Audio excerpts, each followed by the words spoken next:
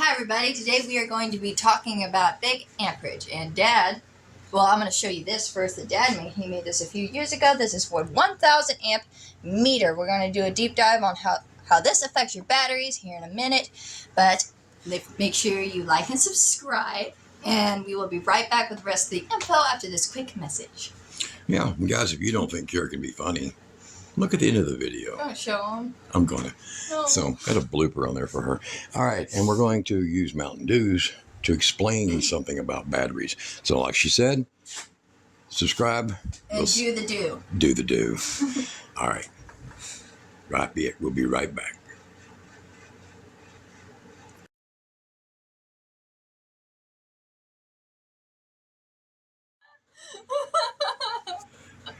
Oh my goodness, okay.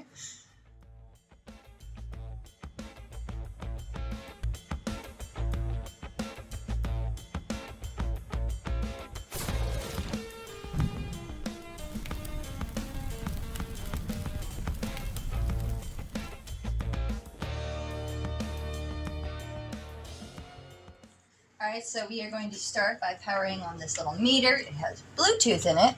So when I power it on, and I'm going to plug this in. Okay, now go ahead and plug it in. And we'll see a plus. You see, this is charge coming in right there. Oops, yeah, I cut myself. This is charge coming in right there. And it shows it coming in as 5 amps.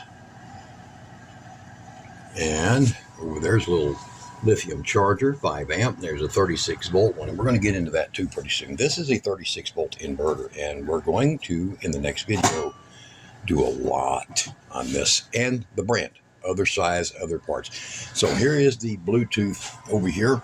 Yep, it's going to show up over here. And right now it's showing 13.6 volts. And it should be looping in here pretty quick. These are not real fast to respond. All right, I had to reboot the meter over there. Yeah, the meter. So it's showing you what it's dealing with here. 70 watts of power, 5.1 amps. So about the same over here. Now, if you'll go below the video, I'll put a link to this meter. Now, the newer meters are upgraded from this old thing. They do work together, and we're going to be putting in a remote power supply for this so that it can have a power supply. Now, why would you want a power supply for this? Well, when you are doing a long battery test and you're pulling down, look at these batteries here. When you're doing a long battery test and you're going to pull this down all the way to do an amperage test, how many amp hours you really have, it'll give you the reading, but when it kills the battery, when the BMS shuts off, if you don't have incoming power, which we never have it because we use lead acid. Lead acid don't shut off. And this was for a battery bank that had, what was it, 16 L16s in it. So this shows you how old. So you can look at the girth here, the copper. It is the same copper as this stuff right here, see? So it's easily capable of 1,000 amps. It's about 1,200 amp capable. And I do this because I build a lot of 12-volt systems, right? That's what we do. And the reason that we have this meter, and we're going to come back to this real soon, the reason we have this is because I believe in the least common denominator for a battery. When you are like me, you believe that the world isn't perfect. 24 volt, 36 volt, 48 volt, 60. God, I'm seeing it all. 72 volt, 96 volt. I can't believe what some of these guys are doing. And they've just got these massive packs of cells. All right. So if you don't know it yet, when a Tesla battery fails, it's not the whole battery. It's one little bitty cell. Wow, right? Least common denominator for that is like 4 volts. Okay. And you can't run it on 4 volts, but you got to realize that you got to group it in smaller sections if you want success. And they've had a lot of batteries that you see on the used market where one little cell is bad. The rest of the battery cell is great, but people are building from that. So let's get over here, and I'm going to give you all a rundown. So it's why does this nut use 12-volt system? Well, we're going to do the Mountain Dew. We're going to do the do. So we're going to use this to represent my 12-volt system. 1, 2. Now I've got way more than this. What do we got? 34 34 batteries. So it's 17 12-volt batteries because 34 6-volt batteries. Very high unlikelihood 6-volt golf cart batteries fail without reason, okay? Your standard 12-volt batteries, you know, which is that, whether it's lead acid or lithium, they have a tendency to be a standalone and they can fail. Well, most 48-volt systems are not 6-volt batteries. Most of them nowadays are lithium batteries. And as lithium batteries, they're just a bunch of cells, okay? But what we're showing here is we're going to show the 12 volts. So 12-volt batteries. Every one of these represents a 12-volt battery, okay? So I have 12 12-volt batteries. Now, if one of my batteries fail, boom, it's out of the game. I still have 11. And you're like, well, yeah, but 12 volts inefficient. 12 volts sucks. Well, all right. You see this power inverter? $50. If that was 48 volt, it'd be $150. So what's more inefficient? Your wallet? You have to order that. That's not at Walmart. That's not at the AutoZone. That's not at a truck stop. If you go 24 and higher, you have to order everything. You trust the world that much? Okay. So one fails, and I've still got that. Now, does that make any sense when you think about it? All right. I'm going to show you here on some math, and we're going to get to this over here, and we'll get back to that meter, but there's a reason for the meter. So I have 12 12-volt batteries, okay? If one fails minus 1, I have 11. So I have 12. Now my batteries are 230 amp hour, but say they're 100 amp hour, okay? I would lose 100 amp hours, and I would still have 1100 amp hours, okay? Now that don't sound like, it's not a big deal really. One battery fails, right? And you go ahead and just wait. I'm going to show you. The average battery that fails can be up to 2 years old, sometimes 2.5 years old. And you got to put a new battery in there if you're 48, 24, 36 or something. But with me, I can find a used battery in 12 volt. That's not going to really get hurt because I'll run a wind turbine generator on it and clean it. Hard to do with something that's got to match perfect with a 48 volt, okay? Because remember, you're stringing. So if I have a 24 volt system and I lose one battery, okay? So that would end up being really 6, makes it to 24 volt system. It's still 12, but you made it into 6 basically to get 24 volt system. So what does that got at 100 amp hour a piece? Well, that's basically 600 amp hour. All right. Now, once again, you're thinking that doesn't really matter. 24 of them is not 2400 amp hour. It is 600 amp hour. So it's half as much as this 1200 amp hour up here. Okay. But it's the same watt hour. It's the same. So if I lose one battery, I've actually dropped that down to the equivalent of 1,000 because I've got 1, 2, 3, 4, 5, 6, 7, 8, 9, 10, 11, 12 batteries. But losing that battery means I actually lost both of those. So you get my gaining of potential. Now, no matter what I do, in my case, we still got about 14,000 just with 12 batteries, say 14,600 watt hours or watts available. Okay. And down here, you got the same 14.6 watt hours. So that would be 600 times 24. And down here, if it's 48 volt, you still got 14,600 watt hours. So energy, you still have the same amount of energy. It doesn't matter. What you don't have is redundancy, and you don't have the ability to recover as easily if your system was just 12 volt. Now, I understand the joke about efficiency. Now, everybody screams about efficiency, smaller wire. Okay, fine.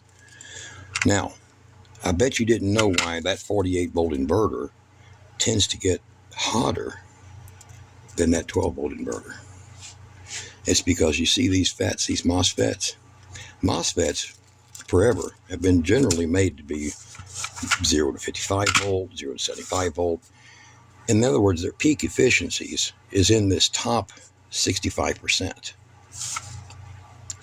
48 volt is over here. You got me? So they're not in that peak efficiency. So the real peak efficiency for a MOSFET, generally speaking, for most all of them used in inverters, I don't care what your voltage is. Now you get over 60 volt, they do use a different one, is 31.6 volts. Now you can check with Fairchild, you can check with International Rectifier, they're going to tell you the truth. So 24 volt system, 36 volt system is the most efficient. 48 is not. And 12 actually is not either, except for the fact the capacitors are friendlier in a 12 volt. Okay? Now, that helps that. But a 48 is horribly, actually, really inefficient. You're just seeing less watts wasted because of the conversions here of amps and watts. Okay? Now, let's get back over here. Here's our batteries. So there's my 24 volt system. Right there, as I explained over here. I lose one battery, and actually I lost two because I can't have a 12 volt battery in that system. So I'm down 1, 2, 3, 4, 5. Mathematically, I'm down what? About 15% power loss, 20% almost. All right. In a 48 volt system,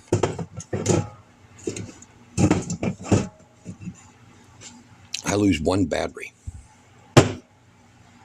Okay? That's all I got left. Oh yeah, sure, wait, sure. I can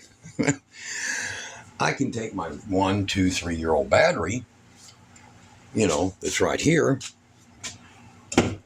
and I can buy a new battery. Sure. I can do that. But one single battery against that load right there, that battery's going to, these are going to eat themselves up. And then they're going to collide, they're going to bring these down too by doing that. And everybody I've dealt with in the installation, they've ended up with the same problem. It's like a parasite. Parasite, yeah. Parasitic load. So this battery will be a nice battery. These will be more, they're, because they're lithium, they're 80% by now, 85%. This one's 100%. Well, it don't last long that way. And you've actually knocked years off your system. Well, it was so much more efficient. How'd you wallet like that? It didn't. But if they're 12 volt,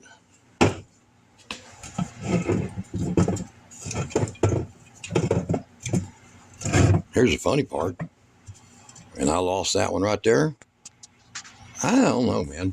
I might be okay because I oversized a little bit, but it's easy to oversize with 12 volt. You can just add a couple more. But you don't have to add 4. You can just add 1 or 2 more in case you do have a fail. Well, I can just add another 100 watt solar panel maybe and kind of recover some of that. Or I can find me a battery. And even if it's 100% and these are all 80%, it's got to be parasitically affected by the whole group, not just the 4 that try to make a certain particular voltage. Yeah. So I'm going to make it permanent now. What? Oh boy. If your battery happens to go bad, it will not affect the other batteries as much. Kara. I'm a terrible person, I know. She just killed your 48 volt system, guys. And then took a sip out of it. That sucks. Well, I'll tell you what. Well, I got some competition now, huh? Before this new $250 batteries run. Oh yeah. Refreshing. Oh, that's not even the quality of the original batteries. Oh, jeez. All right. It's not acidic enough for you. Yeah, that's rough. It's not burning out your coat. Oh, so you're highly efficient. Follow the Joneses, chase your tail system is now a lot smaller. Okay. And I'm not saying, if you want to go with 48 volt system, if you want to buy yourself a pile of them, hey man, go right ahead. 50,000, 80,000 watts of power, whatever you want to do.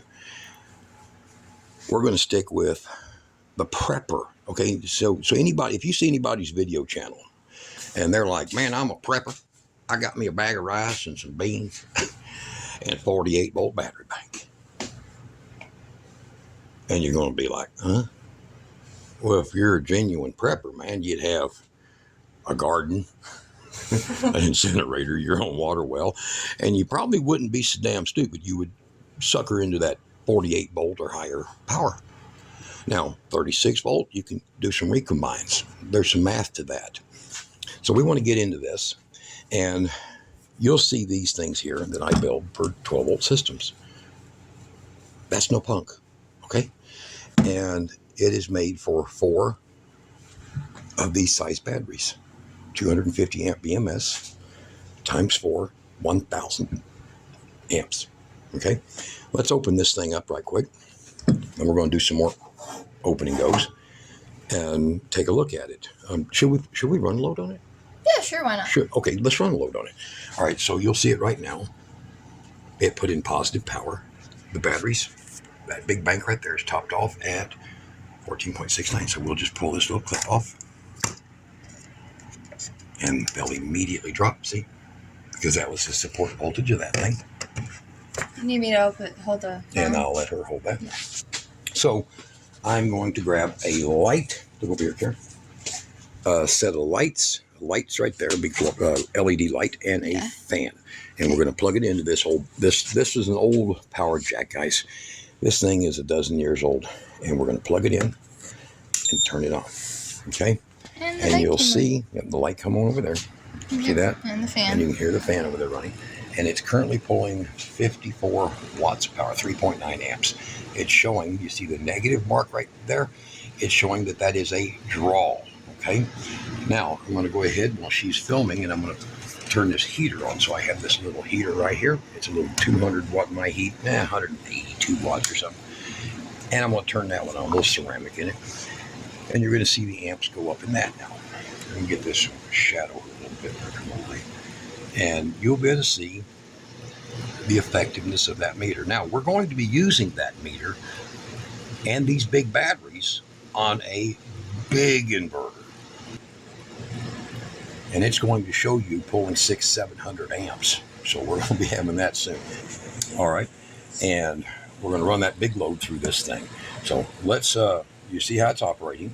There's a switch that sends power to this board from the positive side, and there's this positive side is a 1 1/4 inch wide 3/16 thick piece right here, and it's actually designed to be smaller than the negative on purpose, but that is the maximum capacity for 1,000 amps. Okay, it will not handle over 1,000 amps, and that's on purpose. So if it starts to heat up, there's a temperature gauge right here. It says 31 Celsius right now. So if that heats up, it starts getting hot, we know to shut it down by watching the temperature gauge and limiting this to 1,000 itself. All right, I'll shut this off. We'll go ahead and kill this little inverter. You can see everything on it die, the main bank, and we're going to pull power. All right, pull all that power off of there, and we will pull power. We'll shut it off, and I'll pull power off of here. It's something about zapping yourself. And, you know, see that in my hands? That's 12 volts, guys. That's 12 volts. Now, I could put my hands between the two battery points and probably not do myself much harm because I'm very dry. If that was 48 volts, and even if I'm dry, it would bite. Okay? So anything over 36 volts is starting to get into the deadly voltage, and that's why we never really liked the idea. Okay? We avoid it. We avoid it. Nobody here wants to die. No. Not on purpose. I mean, Has to at least be an accident. Has to be something worth it, you know? Yeah. All right, so I'll get this stuff out of here. And we'll pull this here over closer. Turn that on to make sure it bled down any power that was left in it. So this thing here has legs under it. Pretty medieval, huh? And it's like I said in the beginning of the video, look for the link below the video to this meter. It is a very good meter. You just can't be goofy like me and try to blow it up. So there's the meter inside. Here's the switch leg that goes through here. There's the battery connect. And this is an alternate plug for some other service. I can't quite remember. But we're going to be, come over here, Karen. Oh, and here they probably missed that. Here's the meter's output going on before we disconnect it. Shut it off there. All right, so I'll be using, come over here. I'll be using a 5.5 and a jack for it and powering it. So this little wire here that'll come with the meter, make sure you pick in the picture the one that has the little power wire. This one here will allow you to add 5 to 12 volts, which is what's going to be in this, just using a standard Walmart, one of these, you see, and nice long 8-foot cord on that thing. It's a phone for a cordless phone or something, power jack, but I think it's 300 milliamp or something. But we're going to be able to hook that up, put it in the back, and be able to run it. So when the battery, these lithium batteries, are not like the big lead acids I had, when they get to 10.5 volt, they shut off. Okay, and when they do, you're not going to have saved your data. Got it?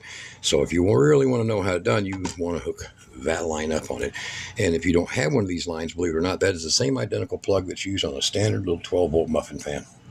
So in fact, I didn't get one with mine, or if I did, I've lost it over the years, and that is from a muffin fan. And the pinout is correct. So it is the positive on that side, just like it shows right there. It is the positive, goes on that side. So same thing as a computer fan, all right? And that's what this comes from. All right, so pretty simple little setup.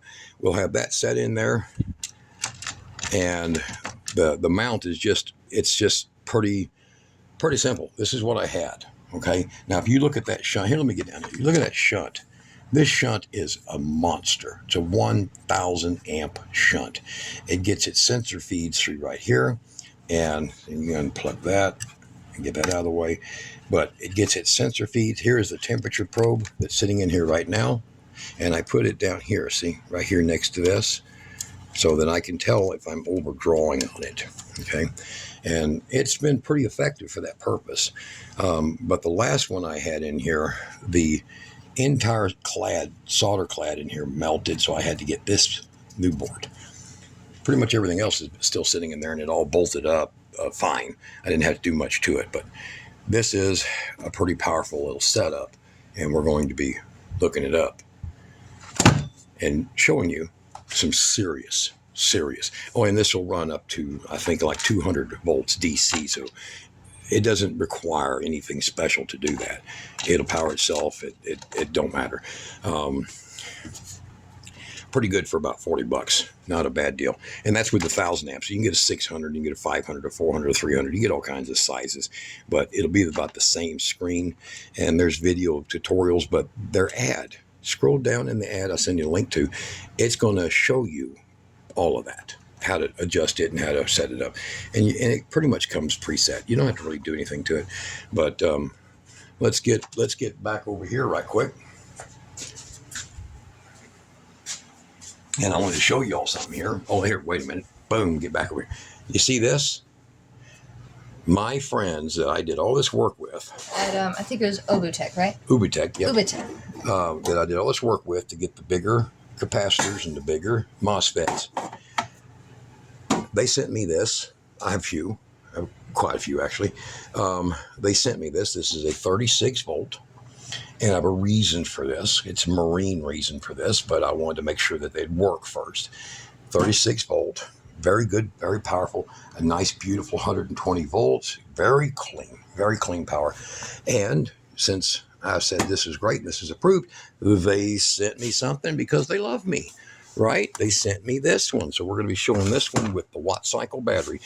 Guys, I'm trying to find y'all the cheapest freaking way that you can keep your refrigerator running. that you can keep your, computer, your TV, your things like that. They sent him that one. Yeah, they sent me this one. Guess what they sent me? Oh, don't worry about that. No, we're gonna worry. No, about hold on, just a minute.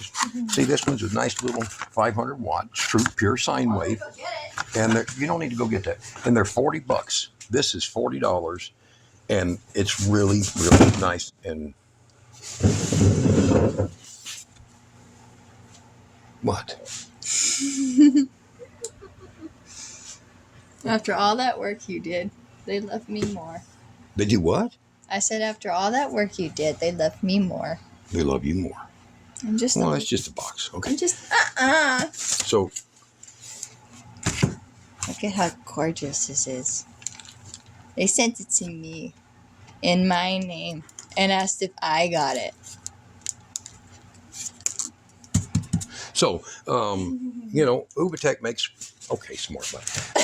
Ubatech makes inverters 500 watt They love me. to 5,000 watt. So, what do you think, Kara? I think it's big and glorious, and it's okay.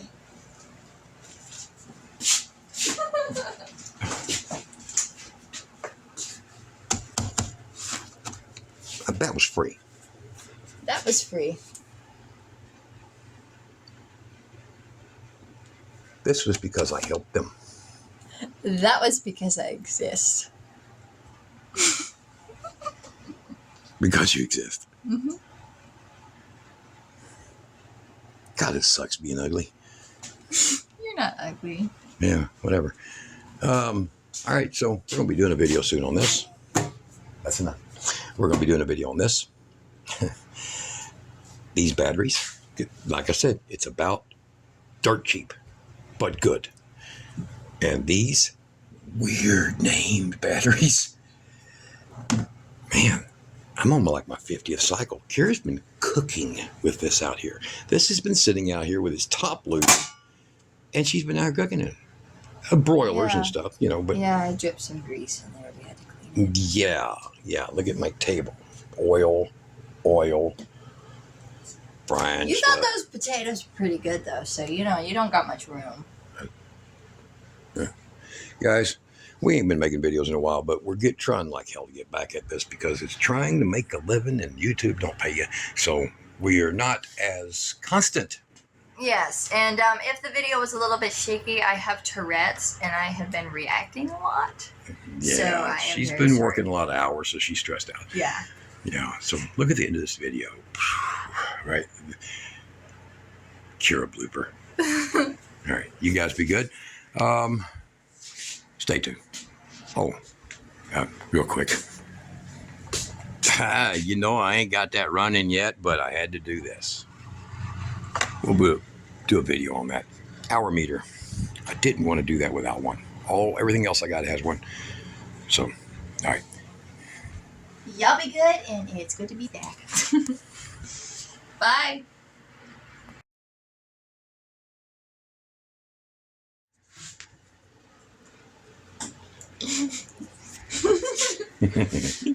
Blooper. All right, 3.